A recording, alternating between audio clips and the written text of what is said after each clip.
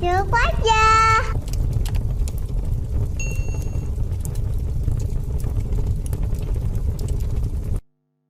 Hai adik-adik, selamat pagi semua.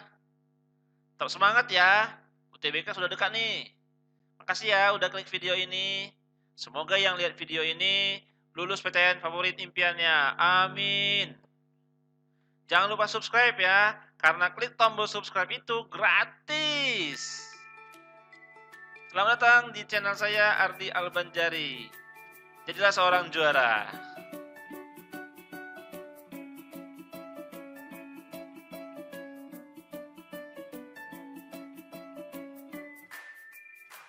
Oke, kita sekarang masuk soal nomor 11 ya.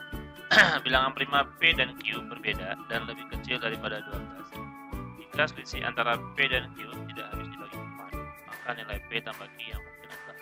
Oke, yang kita ketahui ya, yang namanya bilangan prima lebih kecil daripada 12 itu ya, ada bilangan prima 2, 3, kemudian 5, dan 11 ya. Oke, nah jadi kelima bilangan prima ini yang akan kita kombinasikan ya, yang kita akan lihat selisihnya. Kalau selisihnya tidak habis dibagi 4, maka manakah yang jumlahnya yang mungkin pada opsi 1, 2, 3, 4. Oke, pertama berarti kita selisihkan ya, 3 dengan 2 ya, 3 kurang 2 itu sama dengan 1, berarti ini kategorinya boleh ya, boleh.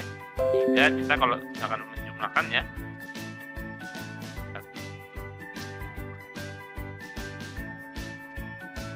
oke, jadi kita menjumlahkan saja ya. Sini 3 tambah 2 itu sama dengan 5. Oke, di opsi tidak ada 5 ya. Berarti kita lanjut aja.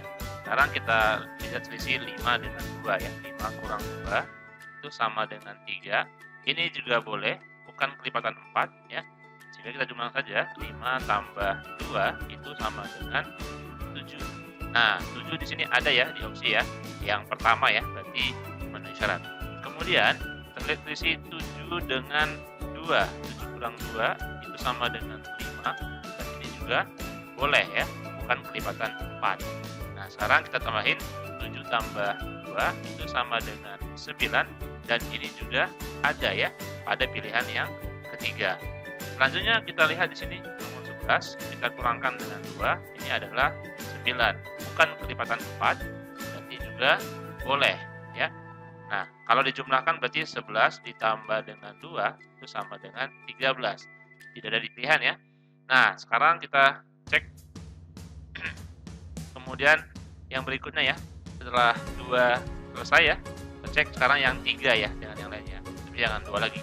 Nah, sekarang kita cek 3 dengan 5 ya, berarti 5 kurang 3 itu sama dengan 2.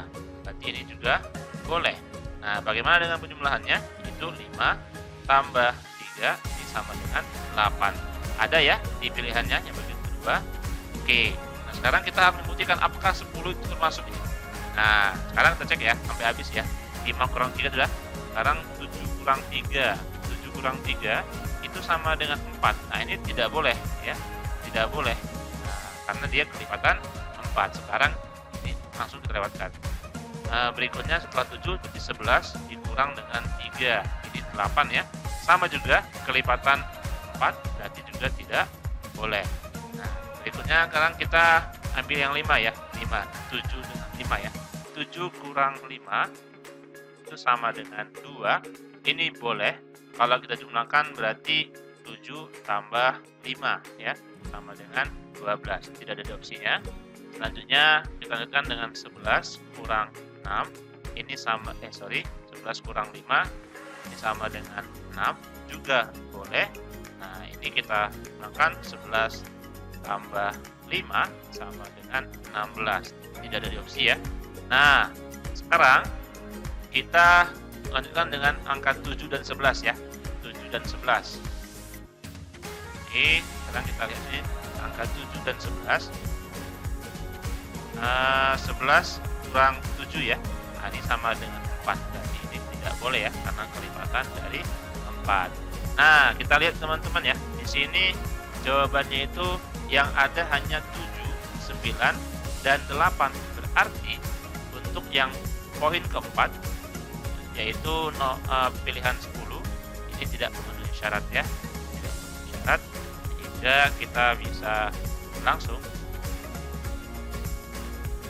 menentukan bahwa jawaban ini adalah yang 1, 2, dan 3 ya. Nah, berarti jawaban kita yang A. Oke ya, yang A saja ya.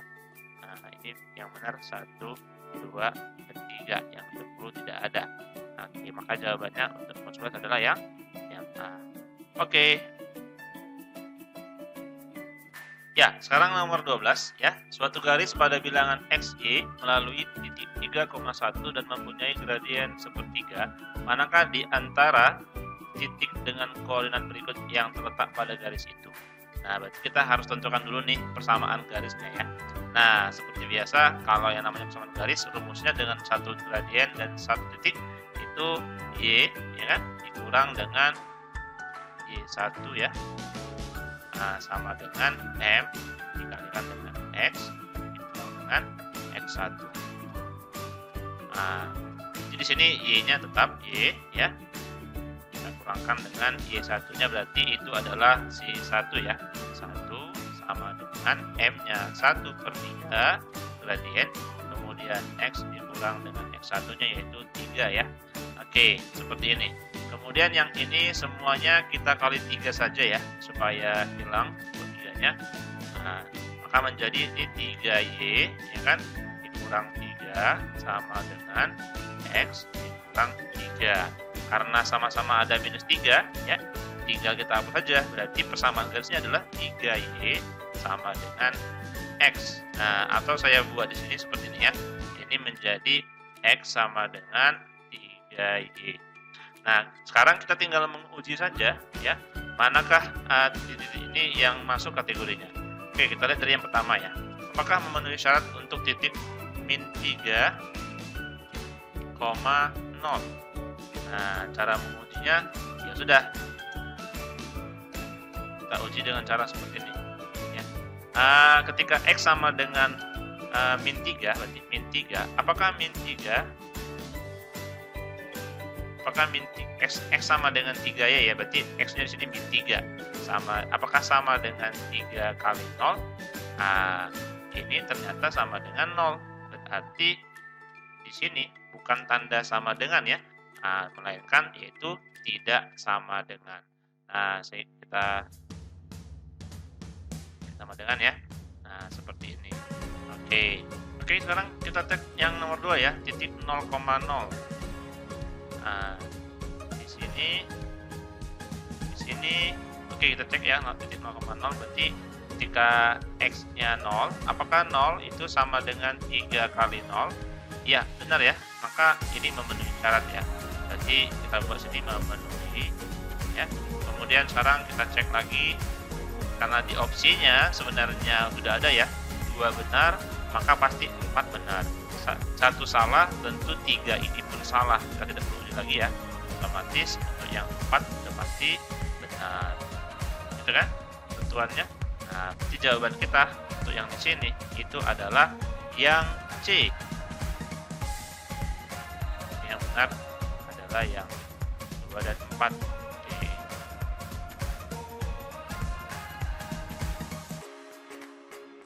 Oke, di sini kita masuk soal nomor 13 ya.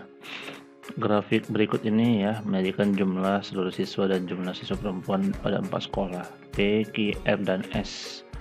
Manakah di antara berikut yang benar pernyataannya? Oke, karena di grafik yang muncul hanya grafik perempuan dan totalnya ya, jadi kita harus mencari berapa jumlah laki-laki dulu gitu ya. Nah, jadi kita hitung dulu sini yang laki-laki berapa. Kalau untuk sekolah P ya, laki-lakinya kita kurangkan ya, 350 dikurang 180 ini ya, berarti sama dengan, kita buat aja sini 170 ya. Oke, kemudian untuk kelas Q nya 280 dikurang dengan 190 ya, laki-lakinya 90 ya.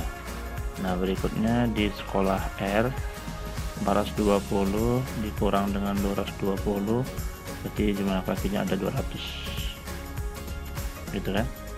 Nah, kemudian kalau di sekolah S ya, sekolah S ini jumlah laki-lakinya 370 dikurang dengan 200 ya, 370. Oke, sekarang kita mencari lihat nomor 1 ya. Katanya rasio antara jumlah siswa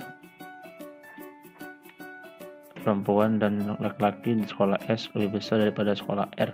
Kita lihat dulu di sekolah S, di situ rasio berarti perbandingan ya. Jumlah perempuan di sekolah S itu ada 200. Kita bandingkan dengan jumlah siswa laki-lakinya berarti 170. Nah, katanya di sini lebih besar ya. Kita buktikan ya. Daripada di sekolah R. Di sekolah R itu laki-lakinya ada 200, perempuannya 220, berarti 220 dibagi dengan 200. Nah, ini kita kali silang aja ya, penyebutnya naik ke atas ya, kalikan dengan ruas lainnya gitu. Misalkan yang 200 ini kalikan dengan 200, 170 nya kalikan dengan 220. Itu cara lebih efektif ya. Berarti kita ketemu di sini 200 kali 200 itu 40.000. Lebih besar daripada 170 kali dengan 220 itu 364. 36.400 ya. Oke, kata ini benar ya? Benar. Nah, karena kata benar berarti kata 3 juga kita temukan itu benar. Ya, berhubungan. Nah, sekarang kita cek yang bagian nomor 2. 200 dibandingkan dengan semuanya 420 ya. Kita kalikan dengan 100% ya. Gitu kan? Oke.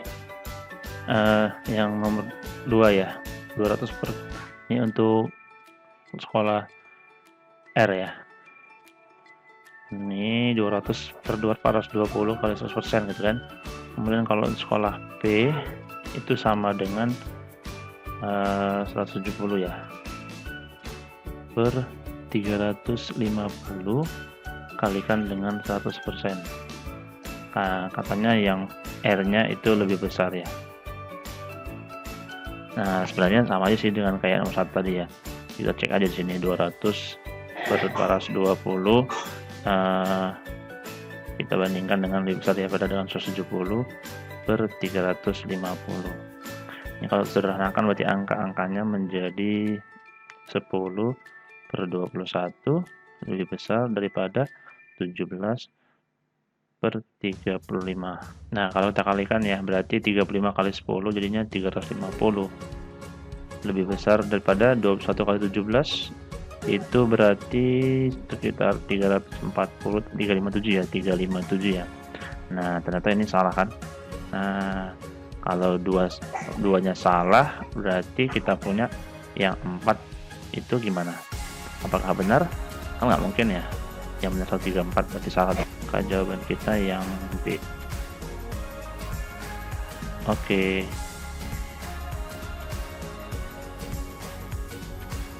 Oke, kita lihat sekarang kita masuk soal nomor 14. Untuk membuat satu cangkir kopi diperlukan kopi 3 sendok dan creamer 2 sendok. Telah digunakan kopi 5 sendok dan creamer A sendok. Maka pertanyaannya, manakah hubungan yang benar antara kuantitas B dan Q berikut berdasarkan informasi yang diberikan ya. Berarti tugas kita mencari nilai A dulu ya, jadi. Nah, kalau keadaannya sama ya, sama-sama membuat satu cangkir kopi, kita buat saja perbandingan. Artinya seperti ini, kopi banding dengan creamer ya. Nah, maka ini sama dengan 3 per 2. Ini sama dengan, nah sekarang kalau 5 sendok kopi, 5 sendok kopi per A saja ya. Nah, ini tinggal kita kali silang saja, nanti ketemu jawabannya. Nah, di sini kalau kita kali silang berarti jadinya 3A itu sama dengan 10. Nah, berarti kita punya 3A nya sama dengan 10. Kalau 3A sama dengan 10, itu P. Q juga 10. Berarti jawaban kita untuk soal nomor 14 ini berarti nilainya sama ya. Sini kan? Sama ya. Oke, berarti jawabannya yang C. Oke, nomor 15 kita lihat harga satu buku dan satu pensil Rp35.000. Selisih harga satu buku dan satu pensil adalah Rp5.000. Manakah hubungan yang benar antara kuantitas P dan Q berikut berdasarkan informasi yang diberikan? Oke, pertama sekali kita harus mencari yang namanya harga satu buku dan harga satu pensil. pensil ya. Oke, harga satu buku dan satu pensil 35.000 ya. Oke, kemudian katanya harga selisih harganya ya, kita anggap saja misalkan bukunya lebih mahal ya. Ini B dikurang dengan P sama dengan 5.000 ya. Nah, dari sini kita bisa langsung tambahin saja ya, karena ada yang positif ada yang negatif. Jadi di sini kita punya 2B itu nanti sama dengan ya 40 ya. Nah, kemudian setelah itu B-nya nanti akan ketemu sama dengan 20. Nah, selanjutnya nilai B-nya berarti 15 ya. Nah, itu jumlahnya 35. Jumlah uang minimal yang cukup untuk membeli salah satu dari buku atau pensil. Berarti boleh dong 15.000 ya. Penting ada kan? Atau ya di sini ya pilihannya ya. Nanti kita jawabnya 15 gitu. Nanti kalau gitu kita bisa buat di sini Q-nya sama dengan 15. Nah, maka hubungan P dengan Q-nya apa? P-nya pasti lebih besar daripada Q. Maka jawaban kita di sini adalah yang A ya. Oke.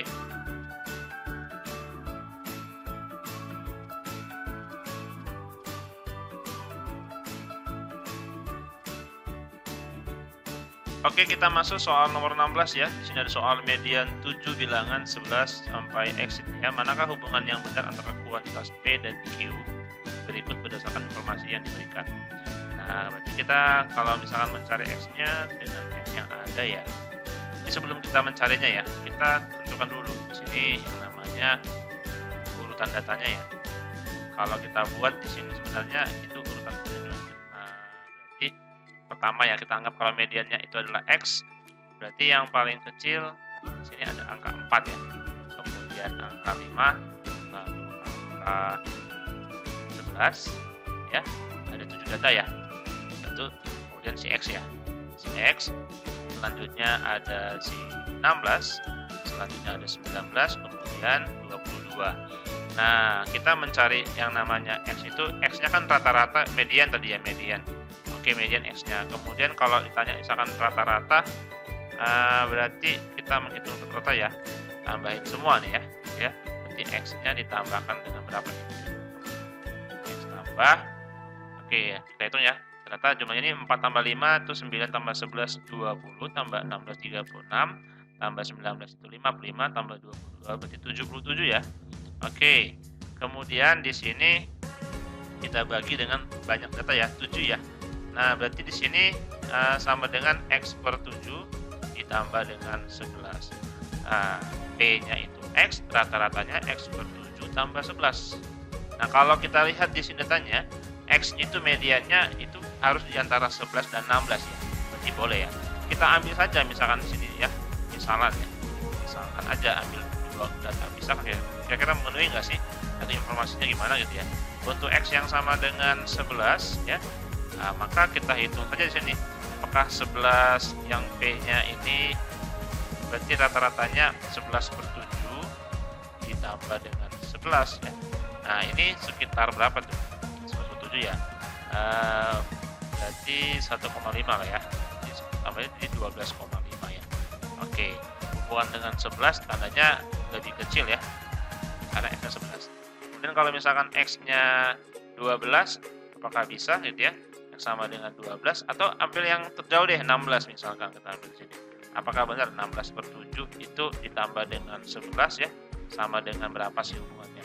Nah, 16 per 7 itu kan ketemunya 1 ya, sisa 2 ya. 2 berarti sisanya 2 ya, 2 per 7, 20 per 7.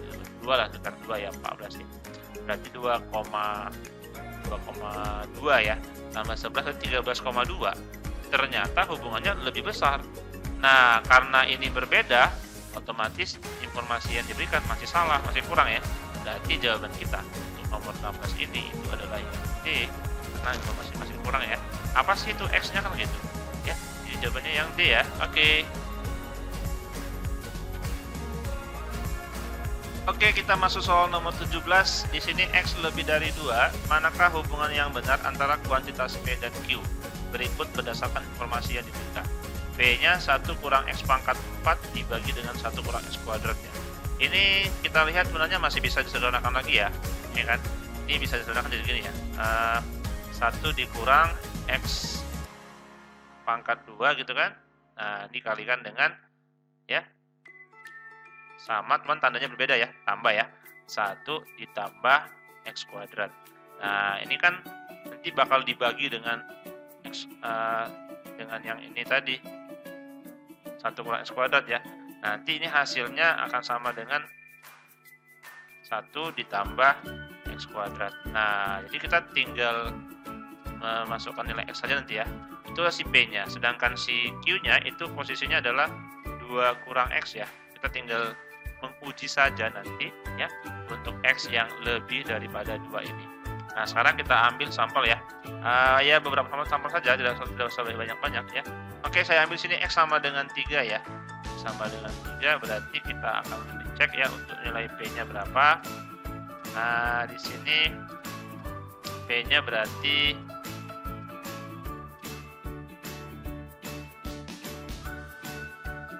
seperti ini ya.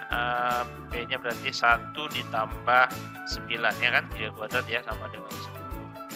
Oke, kemudian kalau Q-nya ini berarti 2 ditambah 3 sama dengan 5. Ini hubungannya 10 dan 5 berarti tandanya lebih dari ya. Oke, sekarang untuk X yang sama dengan yang agak jauh deh, jangan 4, misalkan saya ambil 5 ya. Oke, ini 1 ditambah 5 kuadrat berarti 25 ya. Langsung ya, sama dengan 26. Tandanya apa gitu ya? 2 ditambah dengan 5, ini sama dengan 7. Ternyata semakin jauh pun juga tandanya sama, lebih dari. Berarti kita bisa simpulkan, kesimpulannya apa? Yaitu bahwa P ini juga tandanya lebih daripada Q. Oke, maka jawaban kita untuk nomor 17 ini itu adalah P lebih daripada Q, yaitu yang A ya. Oke.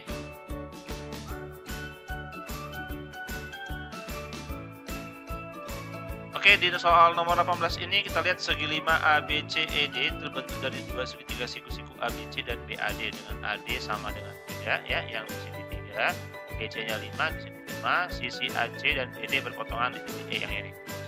Jika luas segitiga AEB adalah 12, berapakah jarak dari E dan AB? Putuskan apakah penataan 1 dan 2 berikut cukup untuk menjawab pertanyaan tersebut. AC-nya sama dengan 14 ya katanya. Oke, ya kita mencari apakah benar bisa jarak E ke AB ya, E ke AB. Kemudian menggunakan BD juga sama dia, BD-nya 12. Oke, berarti pakai prinsip Pythagoras dong gitu ya. Oke, saya rasa bisa ya. Oke, langkah pertama kita tentunya kita buat saja dulu di sini ya. Kita buat misalkan di sini ada sebuah titik, misalkan titik O ya. Ada sebuah garis ya di segitiga AB, kan? Nah, kemudian ya kita hitung saja dengan Pythagoras kalau AC-nya di sini 14 ya, BC-nya 5 gitu kan. Nah, yang ini 3. Kita bisa aja ya hitung ya yang namanya AB. Nah, menggunakan AB berarti kita bisa hitung nih pakai Pythagoras ya. Sisi miring, akar dari sisi miring kuadrat dikurang dengan sisi tengah kuadrat ya. Berarti akar dari 14 kuadrat ya kan dikurang dengan 5 kuadrat. Nah, ini jawabannya pasti ada nih. Sama dengan ya, berapa tuh? Akar dari 171 kan gitu. Nah, ternyata ini adalah 3 akar 19. Nah, oke. Kemudian kalaulah luas segitiga AEB-nya ada 12, alasnya AB adalah 3 akar 19, berarti mencari tinggi EO ada kan gitu. Karena yang namanya luas segitiga itu alas dikalikan dengan tinggi dibagi dengan 2 kan gitu. Nah, berarti mencari dari sini kita mencari tingginya itu sama dengan 2 kali 2-nya naik ya, 2 kali luas segitiga kemudian dibagikan dengan alas gitu ya. Nah, intinya kan ada ya, cukup ya memenuhi syarat ya. Nah, begitu juga dengan kalau mencari AD. Nah, kan hanya sisi yang berbeda. Tentunya ada ya. Oke, bisa dipastikan bahwa jawabannya itu ya yang D ya, yaitu pernyataan satu saja cukup untuk menjawab pertanyaan dan pernyataan dua saja juga cukup. Tak harus kedua-duanya, salah satu boleh ya. Maka jawaban kita untuk nomor 18 ini adalah yang D. Oke. Ini AE berpotongan dengan BD di sini ya, di C ya. Berapakah nilai dari X kurang Y? Nah, kalau misalkan kita punya AB sama dengan BC sama dengan AC ya, berarti ini semua sisinya sama ya, ini kan, ini 60 derajat ya, karena kan segitiga sama sisi ya. Nah, kalau 60 ini juga 60, ini juga sama 60, maka yang Y-nya sudah pasti juga 60, gitu ya. Nah, gimana kalau misalkan yang bagian kedua nih? Nah, bagian kedua ini DE sama dengan EC sama dengan DC. Nah, kalau katanya ini 60, ini 60. Oke, ini 60. Nah, masalahnya kalau ini 60, udah pasti ya, karena ini adalah tolak belakang ya. Kemudian kalau misalkan ini 60, apakah ini menjamin 60? Yang ini menjamin 60? Belum tentu ya. Belum tentu. Nah, jadi kita hanya bisa memastikan untuk soal nomor 19 ini yang benar itu hanya yang pertama saja. Jadi yang kedua belum tentu ya. Bisa juga benar, tapi juga bisa salah. Maka jawabannya untuk yang nomor 19 ini hanya penataan saja cukup ya. Yang dua belum cukup. Maka jawaban kita adalah yang A. Oke ya.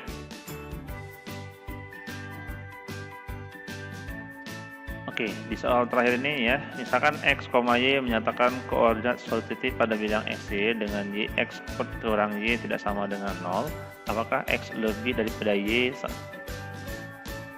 Nah, kita buktikan ya, jadi di sini soalnya kita apakah bisa menggunakan penataan pertama ataupun yang kedua. Nah, di penataan yang pertama ini kita lihat ya, bentuk X kuadrat kurang 2X tambah Y kuadrat ini kita bisa sederhanakan sebenarnya ya, jadi gini, X ya, X dikurang Y, kemudian pangkat dengan 2 ya.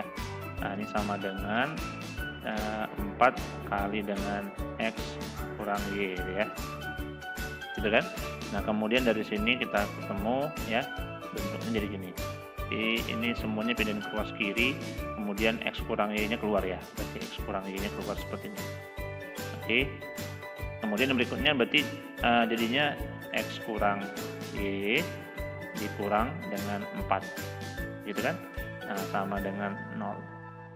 Nah, dari bentuk yang ini kita ketahui ya bahwa akan ada yang pertama X kurang Y ini sama dengan 0. Nah, ini tidak memenuhi ya, karena di awal tadi disebutkan bahwa X kurang Y nya tidak sama dengan 0.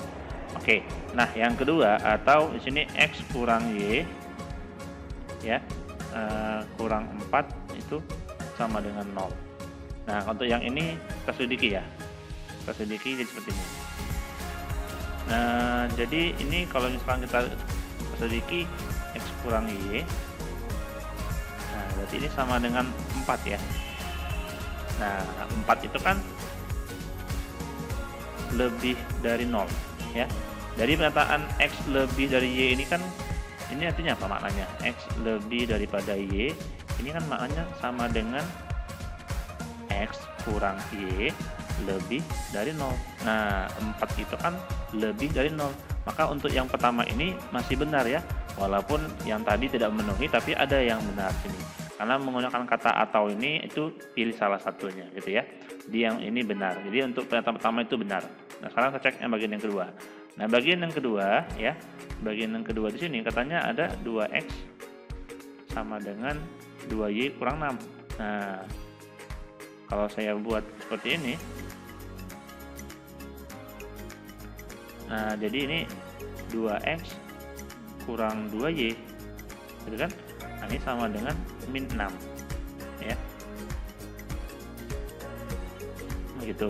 Nah, kalau saya bagi 2, kemudian ini berarti X kurang Y nya sama dengan min 3 gitu ya. Nah, min 3 ini kan kurang dari 0. Padahal dia minta X kurang Y nya harus lebih dari 0. Berarti untuk yang bagian kedua ini apa? Salah ya. Nah, kalau begitu jawaban kita berarti di sini ya, yang satu itu benar, sedangkan yang duanya salah. Maka jawaban untuk nomor 20 ini adalah yang A ya. Pernyataan satu saja cukup untuk menjawab pertanyaan, dan pernyataan 2 saja tidak cukup. Oke, jawaban nomor 20 ini adalah yang A. Oke ya. Cukup aja.